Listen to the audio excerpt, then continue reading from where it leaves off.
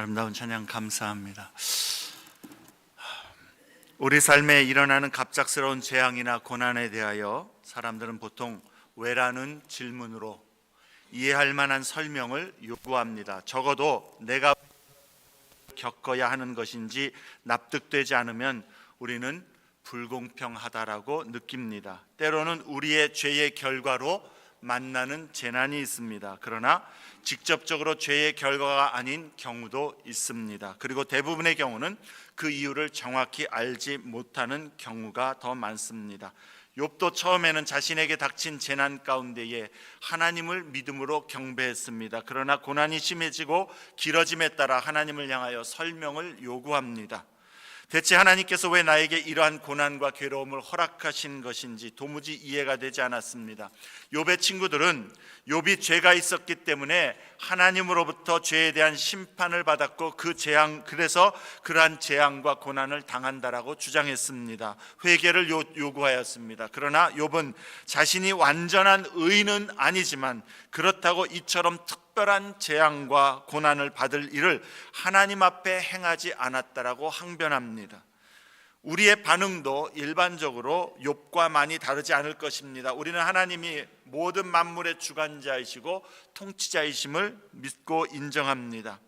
그리고 하나님 앞에 우리가 죄인이요 완전하지 못하다라는 사실도 인정합니다. 그렇지만 나보다 더 잘못하는 사람도 많은데 왜 내가 이러한 고난과 괴로움을 당해야 하는 것인지 도무지 납득하지 못할 때가 있습니다. 재앙과 고난 중에 우리를 더 힘들게 하는 것 중에 하나는 믿음으로 하나님의 주권과 선하심으로 우리의 삶을 인도하신다는 것을 인정하면서 그 주님 앞에 그래도 힘을 다하여서 의지하고 그 고난 중에도 주님을 바라보고 주님 앞에 맡기는데, 그래서 주님 앞에 신실하려고 애를 쓰고 있는데 여전히 하나님은 해결해 주지 않고 응답이 없을 때, 그게 우리를 더 처절하게 만들고 괴롭게 만드는 것이 아닐까 생각합니다. 그럴 때면 우리는 영적으로 혼란스러워지기 시작합니다. 도대체 내가 무엇을 해야 하는 것인가? 어떻게 해야 주님이 이 문제와 재앙 가운데에서, 고난 가운데서 역사해 주시고 은혜와 능력을 나에게 나타내 보여주실까? 내가 무엇을 잘못하고 있는 것일까?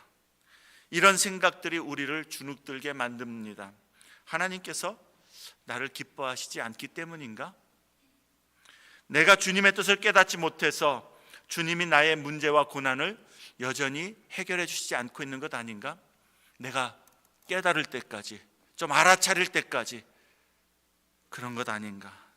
번민과 의심이 우리를 더 힘들게 하기도 합니다. 오늘 에스겔 33장의 말씀 속에서 우리는 우리의 삶에 일어나는 여러 가지 모양의 그리고 원인들의 재앙을, 고난을 어떻게 보아야 할 것인가, 그리고 어떻게 그런 여러 종류의 여러 원인의 그 재난과 고난에 대해서, 문제에 대해서 믿음으로 반응해야 하는가를 배울 수 있을 줄로 압니다. 한 가지 먼저 말씀드릴 것은 어떻게 믿음으로 반응해야 되겠는가라는 그 질문은 우리의 고난과 문제가 곧 해결되도록 할 수 있는 비결을 배우고자 하는 것이 절대 아니라는 것입니다. 어떻게 반응해야 되는가, 해결책을 향하여서 나아가자는 이야기가 아닙니다. 여전히 납득되지 않고 여전히 주께서 풀어주시지 않고 응답하시지 아니하는 그 고난과 문제 속에서도 풍성한 생명을 누리는 믿음으로 나아가고자 하는 그러한 질문인 것입니다. 에스겔서는 크게 세 부분으로 나뉜다라고 말씀했습니다. 1장부터 24장은 이스라엘의 멸망에 대한 선포입니다. 하나님의 백성은 그들의 죄에 대한 그 공의로운 심판으로 인하여서 하나님으로부터 심판을 받고 멸망될 것을 선언하는 것이 주요 내용이죠. 25장부터 32장은 이방 민족들에 대한 심판을 선언합니다. 하나님은 이스라엘뿐만 아니라 모든 나라와 역사의 주관자이시기 때문에 그렇습니다. 그리고 이제 33장부터 48장은 이스라엘의 회복과 구원에 관한 메시지입니다. 첫 부분과 전혀 반대되는 메시지인 것이죠. 33장은 하나님께서 에스겔에게 멸망과 심판의 메시지에서 이제 회복과 구원의 메시지를 선포하라고 명하시는 전환점이 되는 그러한 내용입니다. 그리고 그러한 전환점이 되는 계기는 예루살렘이 마침내 함락되었다라는 소식이 바벨론에 있는 유다 포로민들에게 도착하게 되는 그 날로부터 이러한 메시지는 시작이 되는 것입니다. 21절에 기록된 연대를 보면 그 연대로 보아 예루살렘 성전이 불타고 그 성이 파괴된 후 약 5개월에서 6개월이 지난 후에 그 소식이 도착한 겁니다. 예루살렘의 그 참상에서 살아서 도망한 한 사람으로부터 예루살렘 성이 함락되었다라는 심판을 받았다라는 소식을 들은 것입니다. 에스겔이 지금까지 포로민들 사이에서 선포하고 전했던 말씀 그대로 이루어진 것입니다. 더구나 하나님께서는 에스겔에게 그 소식이 도착하기 전날 저녁에 다음 아침에 그 도망한 자가 올 것을 미리 알게 하셨을 뿐만 아니라 이제 그가 오게 될 때에는 에스겔의 입이 열리고 다시 잠잠하지 않게 될 것을 말씀해 주십니다. 3장 26절에 보면 하나님께서 에스겔의 입을 닫으심으로 선지자 이 에스겔은 지금까지 백성들에게 심판의 메시지를 전하면서 책망의 말씀을 전하면서 제한된 말만 할 수 있었고 또한 자유롭게 말할 수가 없었습니다. 그러나 이제 하나님께서 다시 입을 열어 재앙과 고통 가운데 있는 백성들에게 책망과 함께 회복과 구원의 메시지를 자유롭게 전하도록 하신 것입니다. 오늘 보면 33장은 두 부분으로 나눌 수가 있겠습니다. 1절부터 20절은 파수꾼으로서의 에스겔 선지자의 사명을 얘기해 주고 있습니다. 에스겔의 사명입니다. 그리고 21절부터 33절은 예루살렘의 함락과 함께 그 일에 대한 이스라엘 백성들의 반응을 기록하고 있습니다. 오늘 본문의 내용을 살펴 이해하고 난 후에 우리에게 적용할 교훈을 함께 나누고자 합니다. 먼저 1절부터 9절에서는 에스겔 선지자의 그 사명과 역할을 파수꾼에 비유해서 말씀해 주고 있습니다. 영적 파수꾼으로서의 사명과 책임인 것입니다. 고대의 도시들은 성벽의 전망대에 백성을 위하여서 항상 파수꾼을 세워 놓았습니다. 파수꾼은 성과 백성이 적들의 위협과 공격으로부터 보호받을 수 있도록 늘 눈을 멀리 들어 살펴야 했습니다. 그러다가 적의 공격이나 위험이 감지될 때에는 나팔을 불어서 그 성중에 있는 모든 백성들에게 위기를 알려야 하고 그렇게 그것을 듣고 백성들은 대비할 수가 있었던 것이죠.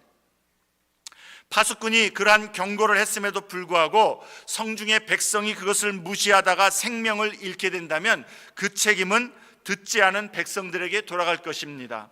그러나 파수꾼이 위험이 오는 것을 보고도 알리지 않거나 그렇게 위험이 오는 것을 살피지 않는 그러한 사명을 다하지 않아서 그 백성이 생명을 잃게 된다면 그 백성은 자신들의 죄로 인하여서 심판을 받은 것이기도 하지만 그 책임이 파수꾼에게도 있다라는 것이죠. 7절에 이와 같이 하나님은 에스겔을 이스라엘 족속의 파수꾼으로 삼으셨다라고 말씀합니다.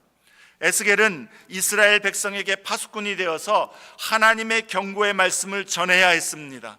우리가 1장부터 24장의 내용에서 보았듯이 에스겔은 지금까지 하나님의 경고와 심판의 말씀을 백성들에게 그대로 신실하게 전했습니다.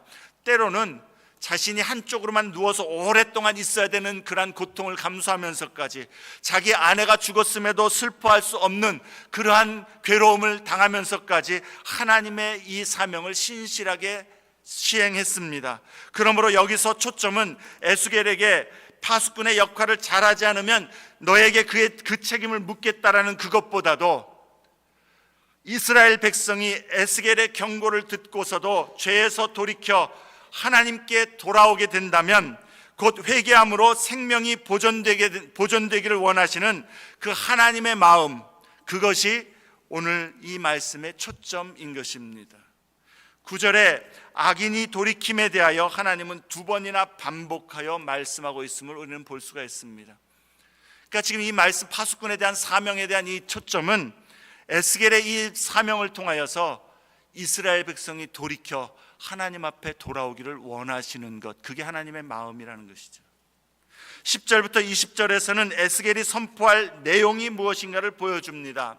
이제 예루살렘이 파괴되었다라는 소식을 듣게 될 때에 유다의 포로민들은 크게 두 가지로 반응할 것입니다. 첫째는 에스겔이 선포한 대로 하나님의 백성의 죄악 때문에 우리가 이렇게 심판을 받고 멸망을 받았다면, 그러면 어떻게 우리가 그러면 그 멸망 속에서 살아날 수 있겠냐라는 것이죠. 그래서 어떤 사람들은 이제는 소망이 없지 않습니까? 다 끝난 것 아닙니까? 하는 그런 반응을 하게 된다는 겁니다. 여러분, 우리의 삶에도 내가 고난과 어떤 재난을 당할 때에 그것이 내가 하나님 앞에 잘못한 일들의 명백한 결과인 것을 우리가 안다면, 나의 하나님 앞에서의 잘못한 일들, 잘못한 선택, 잘못한 행위의 결과로 하나님께서 심판하시는 것이라는 것을 우리가 명백하게 알게 될 때에 우리는 어디에서 소망을 찾을 수가 있겠습니까? 내가 하나님 앞에 범죄하였고 하나님이 나에게 그 범죄에 대한 결과로 심판하신다면, 그래서 그 결과로 내가 이 재난과 고난을 당한다면 소망이 있겠느냐라는 것이죠. 10절 말씀을 한번 보겠습니다. 제가 읽습니다. 그런즉 인자야, 너는 이스라엘 족속에게 이르기를, 너희가 말하여 이르되 우리의 허물과 죄가 이미 우리에게 있어 우리로 그 가운데서 쇠퇴하게 하니 어찌 능히 살리요 하거니와. 다 끝났다라는 것이죠. 소망 없다라는 것이죠. 그 질문에 대해서, 그러한 반응에 대해서 주님은 에스겔에게 이렇게 대답하도록 명하십니다. 11절 말씀, 이 말씀이 오늘 본문 33장 그리고 모든 이 상황에 대한 핵심 내용입니다. 11절 말씀 우리 함께 같이 읽도록 하겠습니다. 우리 함께 읽습니다. 11절 시작. 너는 그들에게 말하라. 주 여호와의 말씀이니라. 나의 삶을 두고 맹세하노니 나는 악인이 죽는 것을 기뻐하지 아니하고 악인이 그의 길에서 돌이켜 떠나 사는 것을 기뻐하노라. 이스라엘 족속아, 돌이키고 돌이키라. 너희 악한 길에서 떠나라. 어찌 죽고자 하느냐 하셨다 하라. 먼저 하나님의 마음이 무엇인지를 알리라는 것이에요. 악인을 심판하여서 벌을 받게 하는 것을 하나님은 기뻐하시지 않으신다라는 겁니다. 누군가 하나님 앞에 잘못했을 때 하나님은 징벌로 안갚음을 주고 보복을 하기를 원하는 분이 아니라는 거예요. 한번 본때를 보여주고자 하는 그러한 마음으로 그렇게 대하시지 않는다라는 겁니다. 매운맛 한번 봐라, 교훈 좀 한번 좀 받아라, 그런 분이 아니라는 겁니다. 우리 하나님을 그렇게 오해하지 않습니까? 주님은 그런데 뭐라고 말씀합니까? 오히려 악인일지라도 살게 하기를 기뻐하신다는 겁니다. 이것이 하나님의 마음이고 하나님의 긍휼이고 하나님의 도무지 우리가 이해할 수 없는 사랑입니다. 죽어 마땅한 죄인들, 심판을 받기 합당한 인생들, 그게 저와 여러분과 같은 모습인데 그러한 저와 여러분을 향한 하나님의 마음인 것입니다. 그래서 돌이키고 돌이키라, 악한 길에서 떠나라, 그래서 죽지 말고 살아라 말씀하는 것이죠. 왜 죽으려고 하느냐? 나는 너희를 살리기 원한다, 살아라 하는 겁니다. 하나님의 마음은 실로 우리 인생들을 향하여서, 그 사람이 극심한 죄인이라 할지라도 그 사람을 향하여서 주님의 마음은 재앙이 아니라 평안입니다. 예레미야 29장 11절 말씀 우리 한번 같이 읽으면 좋겠습니다. 29장 11절, 구약 1097쪽쯤에 있습니다. 예레미야 29장 11절 말씀 우리 함께 읽습니다. 시작. 여호와의 말씀이니라. 너희를 향한 나의 생각을 내가 아나니 평안이요 재앙이 아니니라. 너희에게 미래와 희망을 주는 것이니라. 여러분, 이 말씀 하나만 오늘 여러분 마음에 붙들어도 오늘 설교의 모든 내용 다 끝난 줄로 압니다.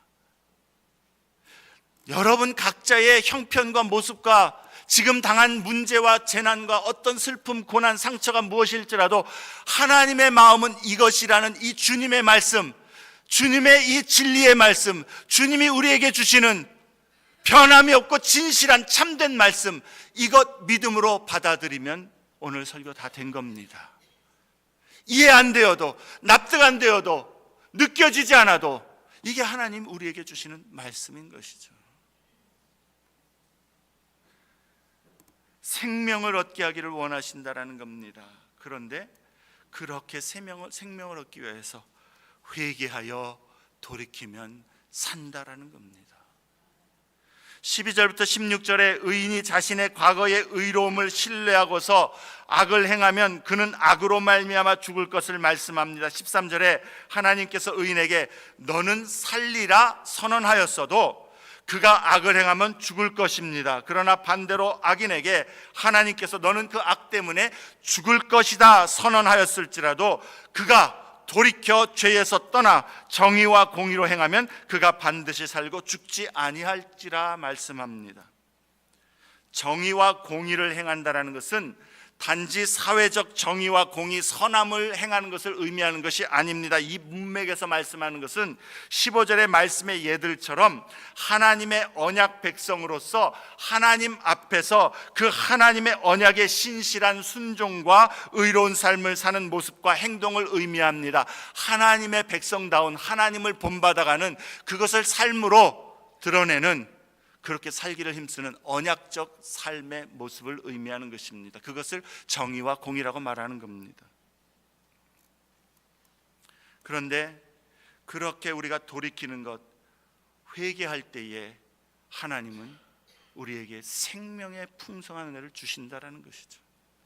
여러분, 회개를 의미하는 돌이키다, 히브리어로 슈브라는 이 단어가 33장의 핵심 단어인 줄로 압니다. 9절, 10절, 11절, 14절, 19절에 계속해서 반복하여 말씀합니다. 에스겔이 선포할 회복과 구원의 메시지의 첫째 핵심은 회개입니다.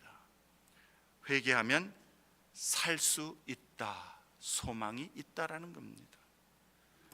회개는 주께서 선언하신 말씀도 바꾸시게 하는 능력이 있습니다.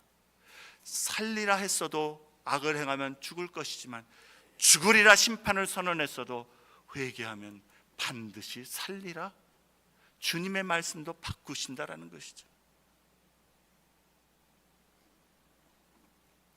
주님이 우리에게 말씀하시는 그 첫 번째 메시지, 우리 모든 시대 모든 하나님의 백성들이 깊이 새겨야 할 메시지, 그것이 회개인 줄로 압니다.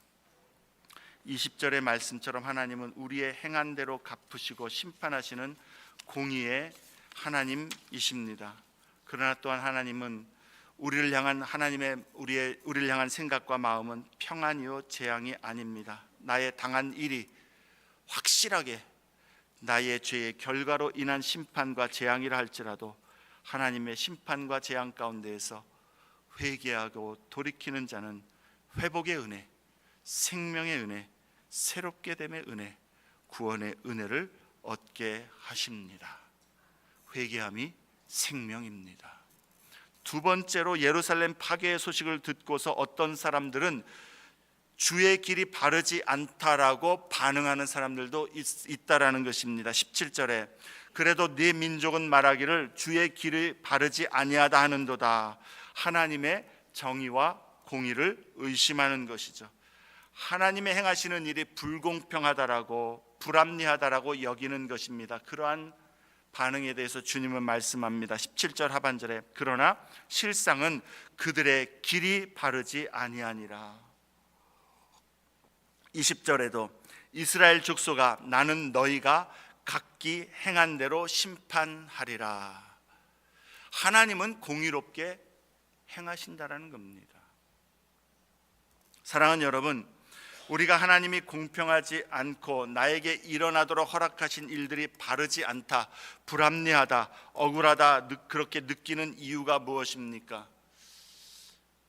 하나님을 경외하고 믿는 자는 우리의 행위가 하나님 앞에서 절대로 완전할 수 없다라는 것을 인정합니다.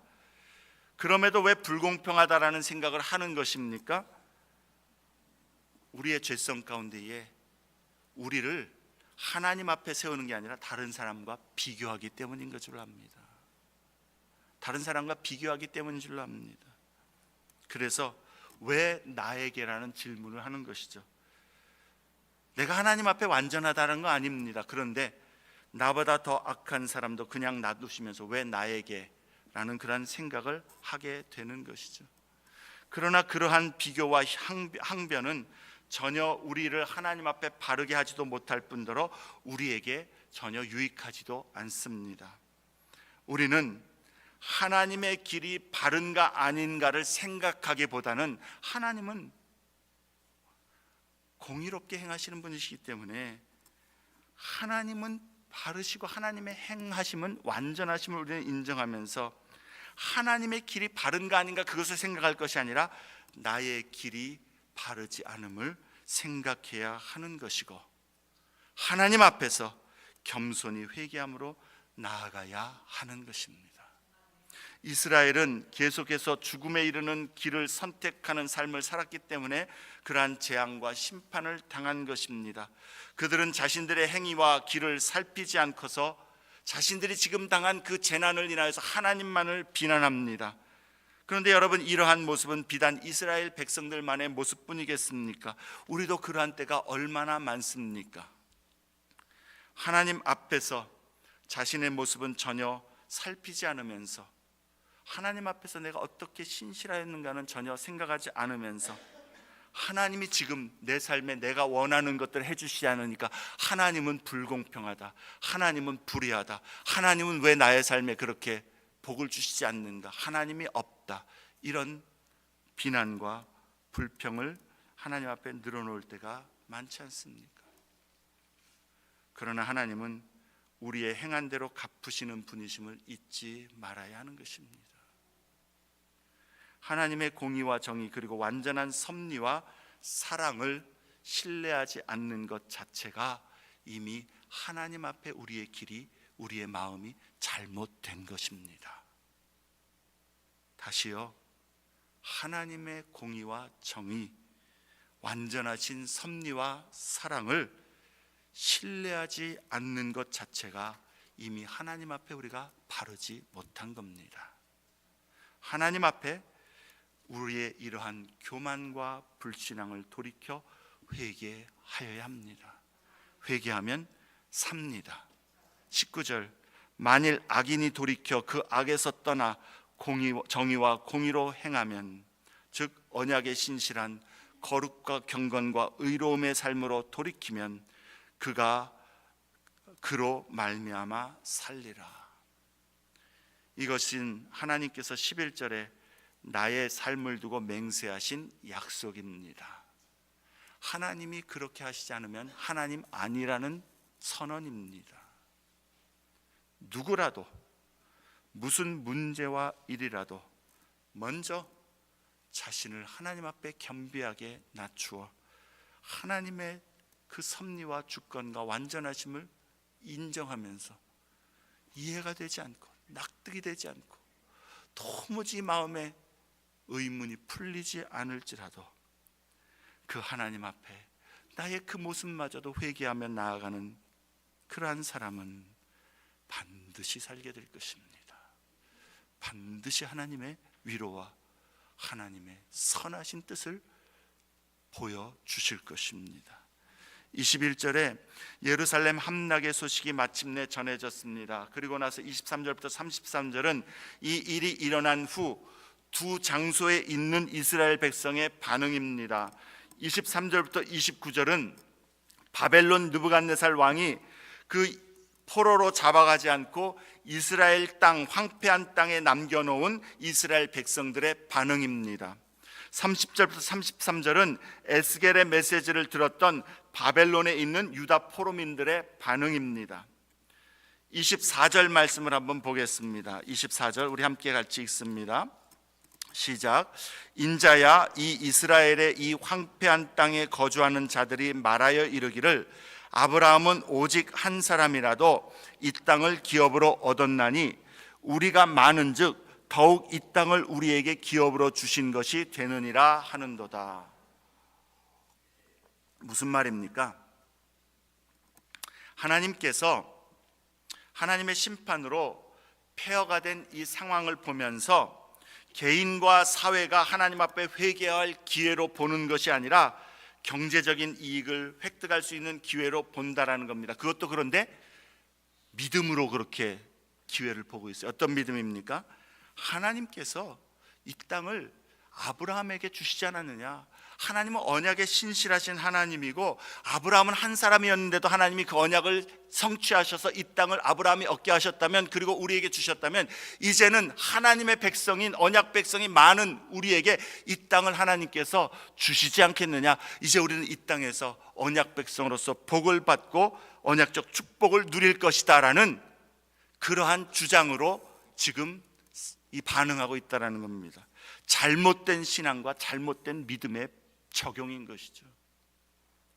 물론 하나님은 언약에 신실하셔서 당신의 약속을 지키십니다. 그래서 이스라엘 민족을 회복시키시고 그 땅으로 돌이키시는 것이 맞습니다. 그러나 그 언약과 약속의 성취는 아브라함처럼 언약을 준행하는 자의 몫이라는 사실을 그들은 망각하고 있다는 것이죠. 25절부터 26절에 하나님은 그들의 언약에 불순종하고 불신실한 삶과 행위들을 지적하시면서 27절부터 29절에서는 그들이 받을 보응은 언약적 축복이 아니라 언약적 저주임을 선언하고 있습니다. 아브라함의 믿음의 길을 따라가지 않으면서 하나님의 언약적인 축복을 경험하고자 기대할 수는 없다라는 것입니다. 그 삶과 행위에서 언약 파기자들이 언약의 축복을 상속받고 그 땅을 차지할 수 있겠느냐? 절대로 그럴 수 없다라는 선언인 것이죠. 오늘날도 우리에게 주시는 하나님의 메시지는 영적인 원리는 동일한 줄로 압니다. 하나님 앞에서 우리가 복을 얻고 하나님의 성경의 약속의 말씀, 은혜들을 얻는 것은, 하나님은 우리에게 은혜로 다가오시지만, 은혜로 모든 것들을 주시지만, 은혜에 합당한 삶을 사는 자에게 그 약속의 성취는 이루어지는 것이죠. 두 번째로 29절에는 포로민들의 반응입니다. 그들은 30절은 포로민들의 반응입니다. 그들은 에스겔의 메시지가 성취됨을 보고서 에스겔에게 나옵니다. 에스겔이 지금까지 선포했던 말씀들이 성취된 것을 보면서, 야, 정말 이 사람은 하나님의 선지자인가 보다, 그러고 나오는 것 같습니다. 그런데 그들은 나오면서 에스겔에게 하나님이 또 무슨 말을 하시나 한번 들어보자라고 나온다라는 겁니다. 그런데 그들의 문제는 무엇입니까? 하나님의 말씀을 듣기는 듣지만 행하지 않는다라는 게 문제인 것이죠. 31절 말씀을 봅니다. 함께 읽습니다. 시작. 백성이 모이는 것 같이 내게 나오며 내 백성처럼 내 앞에 앉아서 내 말을 들으나 그대로 행하지 아니하니 이는 그 입으로는 사랑을 나타내어도 마음으로는 이익을 따름이라. 여러분, 여기에 백성이 모이는 것 같이라는 것은요, 마치 하나님의 백성인 것처럼 온다라는 겁니다. 내 백성처럼 내 앞에 앉았다는 것은 실제로는 그들의 마음과 그 삶의 모습은 하나님의 백성이 아닌데 하나님의 백성인 것처럼 나와서 앉아 있다라는 거예요.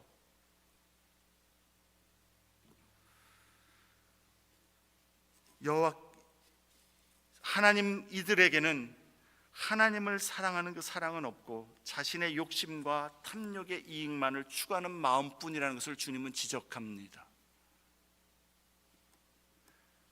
말씀을 듣는다고 나오고 예배를 드린다고 나왔는데 하나님을 사랑함이 아닌 자신의 유익, 나의 삶에 좀 어떤 유익이 있을까, 복이 있을까, 그것 때문에 나왔다라는 것이죠.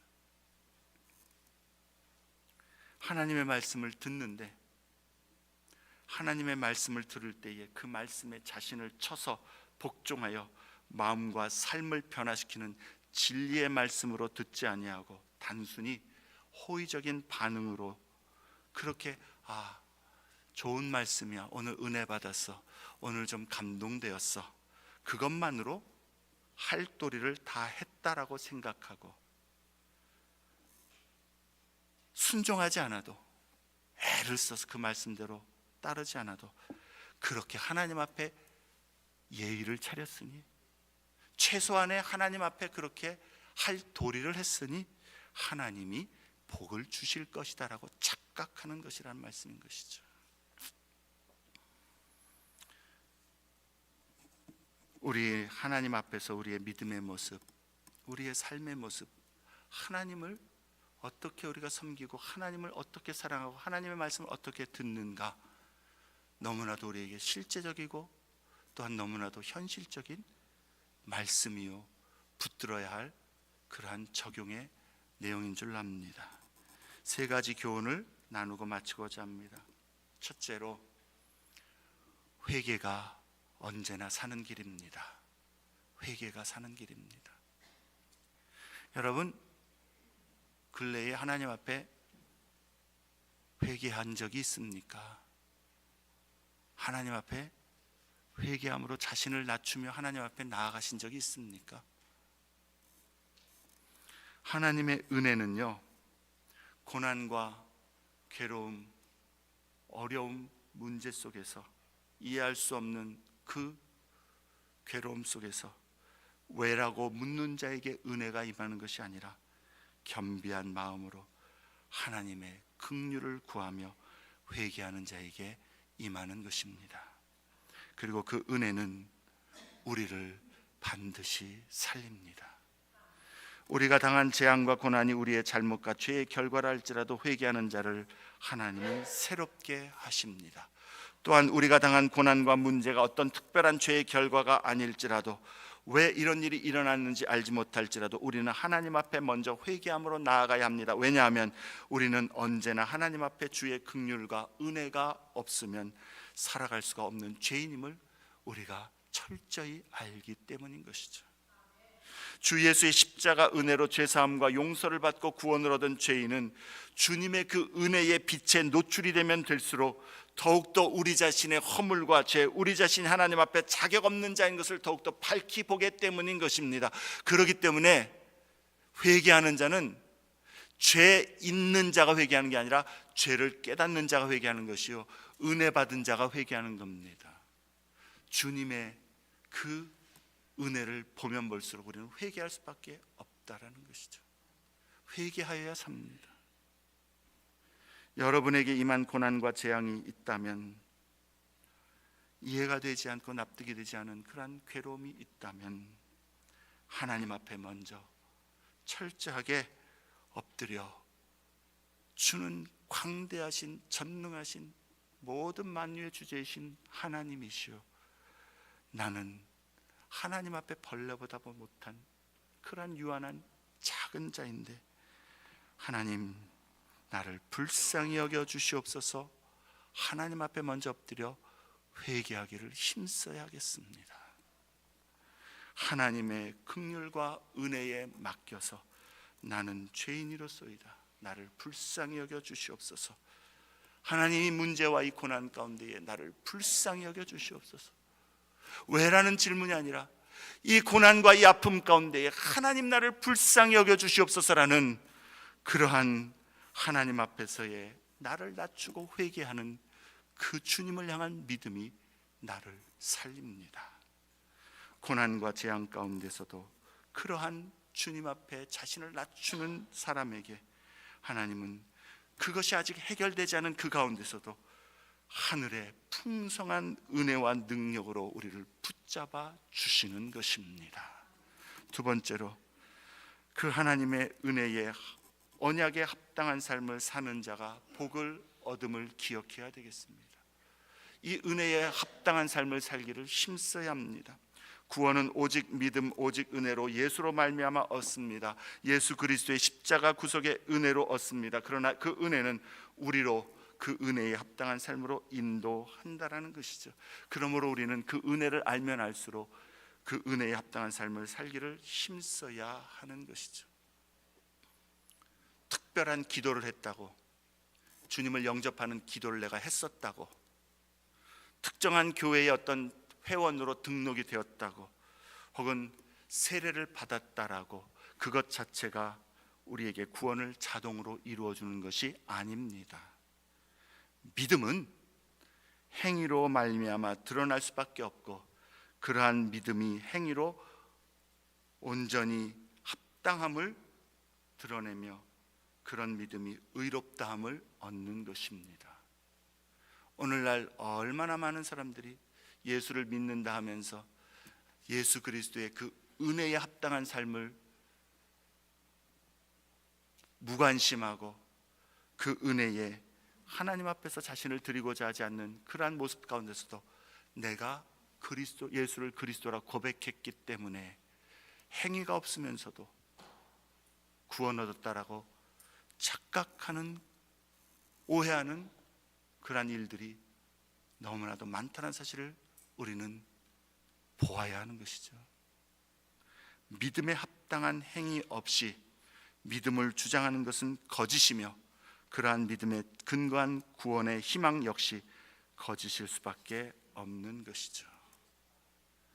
여러분은 주님의 말씀 앞에서 날마다 나 자신을 돌아보면서 나의 말과 행동과 생각과 나의 삶의 모습과 나의 다른 사람들을 대하는 모습과 관계와 모든 생활 전반에 있어서 계속해서 주님 앞에서 그 은혜에 합당한 삶을 살려고 오늘도 나를 쳐서 복종하려고 합니까? 아니면 오늘 아침에 라오디게아 교회의 말씀처럼 이만하면 됐지, 내가 뭐 더 이상 회개할 게 뭐가 있어 라고 생각하고 있지는 않습니까? 하나님의 은혜에 합당한 삶을 살기를 힘써야 하는 것이요, 참된 성도들은 끝까지 그 믿음과 행위 안에서 인내하며 주님을 따르는 자들임을 우리는 기억해야 되는 것입니다. 마지막으로 그리스도 예수를 의지하여서 항상 하나님의 주권과 섭리에 순복하여야 하는 것입니다. 왜냐하면 하나님은 우리의 행한 대로 갚으시는 분이시기 때문에 그렇습니다. 그런데 만약에 하나님께서 우리에게 행한 대로 갚으신다면 어느 누구도 하나님 앞에 설 수 있는 사람이 없습니다. 그런데 하나님께서는 예수 그리스도 안에서 예수 십자가의 그 대속의 공로를 힘입어서 믿음으로 주 안에 거하는 자에게는 이제 우리를 심판하실 때에 예수 그리스도의 의로움을 근거로, 예수 그리스도의 행위를 근거로 우리를 심판하신다라는 것이죠. 그렇게 우리를 그리스도 안에서 구원하셨다는 사실을 우리는 기억하게 될 때에 성경은 이제 우리에게 분명히 말씀합니다. 하나님을 사랑하는 자, 곧 그 뜻대로 부르심을 입은 모든 자들에게는 모든 것이 합력하여 선을 이루느니라.